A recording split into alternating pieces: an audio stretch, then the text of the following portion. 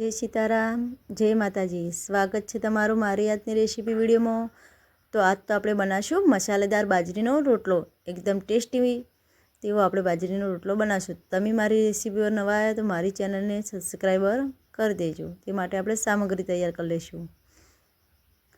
તે માટે છે ને મેં એક વાટકા જેટલી ઝીણી મેથી સમારીને લઈ લીધી છે। આપણે લીલી ડુંગળી લીધી સમારીને, અને તે પ્રમાણે આપણે બાજરીનો લોટ લઈ લઈશું। આપણે શાકભાજી કરતાં હંમેશા બાજરીનો લોટનું પ્રમાણ વધારે રાખવાનું છે।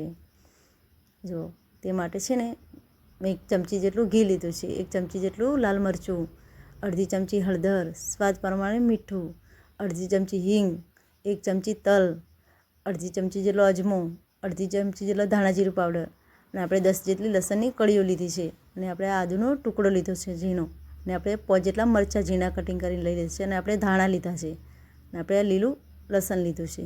આપણે પાણી લીધું છે લોટ બાંધવા માટે। હવે આપણે છે ને કોથમીર લસણની અંદર એડ કરી દઈશું। એને મિક્સ કરી દઈશું બે શાકભાજીને। લસણ પણ તેની અંદર એડ કરી દઈશું। હવે મેથીને આપણે 2-3 પોણીએ સારી રીતે ધોઈ લેવાની છે। તેટલી ઘડી આપણે ખાણી પાણીની અંદર પીસ બનાવી લઈએ, તે માટે મેં લસણ એડ કરી છે, આદુનો ટુકડો એક નાનો, મરચાં કટિંગ કરેલા, અજમો, મીઠું, બધાને સારી રીતે આપણે ટીચી લઈશું ખાણીની મદદથી।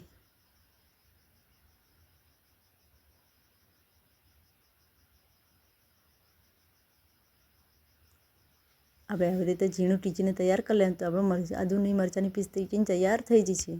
હવે આપણે કસરોટ લઈ લઈશું, તેની અંદર આપણે ચાળણી મૂકીશું લોટ ચાળવા માટે। આપણે બધો લોટ આવી રીતે ચાળણીની મદદથી ચાળી લઈશું।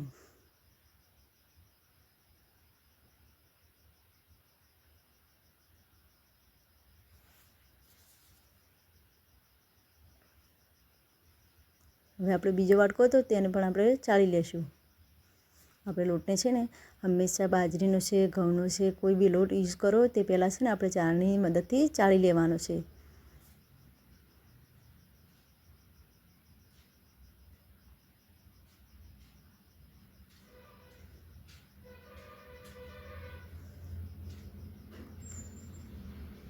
તો લોટને આપણે આવી રીતે ચાળણીની મદદથી ચાળશું તો તેની અંદર જે કચરો આવે કસ્તર તે બધું નીકળી જાય છે। તે માટે હંમેશા આપણે લોટ ચાળીને જ લઈશું।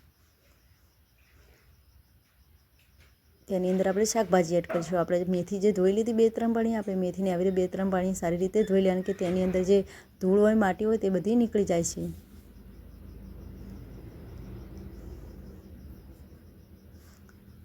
હવે લસણ, ડુંગળી, લીલું ધાણા હતા તે બધા અંદર એડ કરી દઈશું।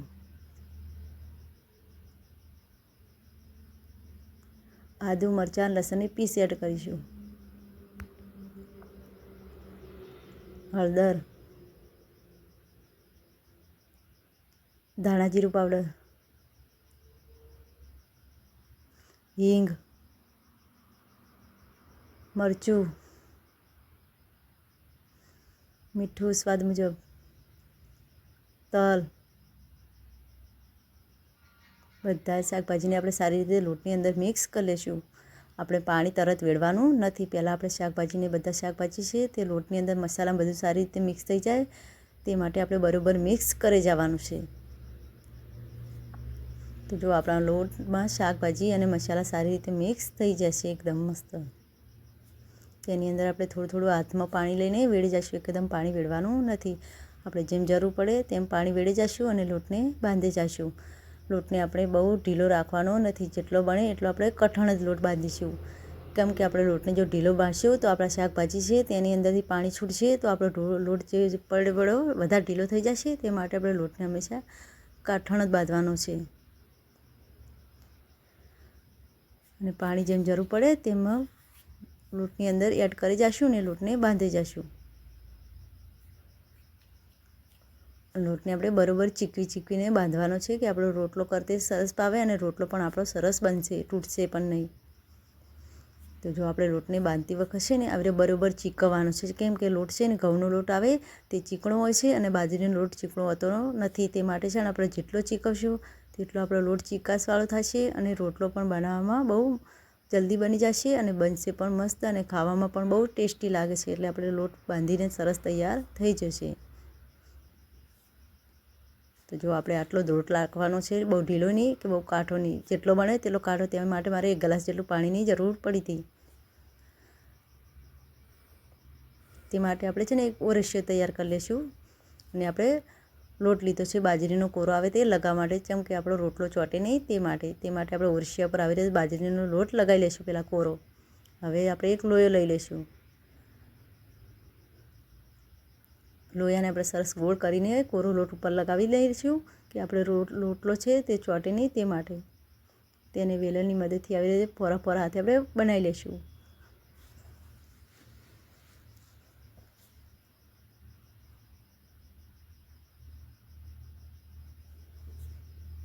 તો જો આપણો રોટલો બનીને સરસ તૈયાર થઈ જશે. આપણે રોટલાને બહુ પતલો નથી કરવાનો કે બહુ જાડો નહીં.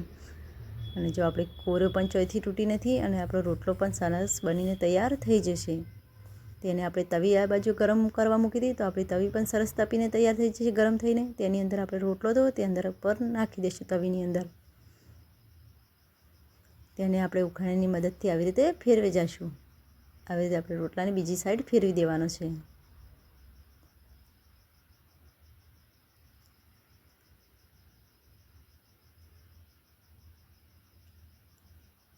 રોટલાને આપણે પહેલાં ફૂલ ગેસ રાખીશું અને પછી મીડિયમ ગેસ ઉપર થવા દઈશું. આપણે મીડિયમ ગેસ ઉપર થવા દઈશું કે આપણો રોટલો છે દાજશે પણ નહીં અને સરસ ચડીને પણ તૈયાર થઈ જશે. કાચો પણ નહીં રહે અને અંદરથી પણ સારી રીતે ચડી જશે.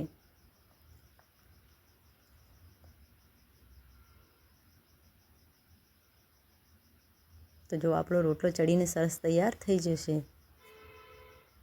તેની ઉપર છે ને આપણે ઘી એડ કરીશું. જો ઘી એડ કરશું ને તો આપણો બાજરીનો રોટલો છે મસાલાવાળો તે ખાવામાં બહુ ટેસ્ટી અને બહુ મસ્ત લાગે છે.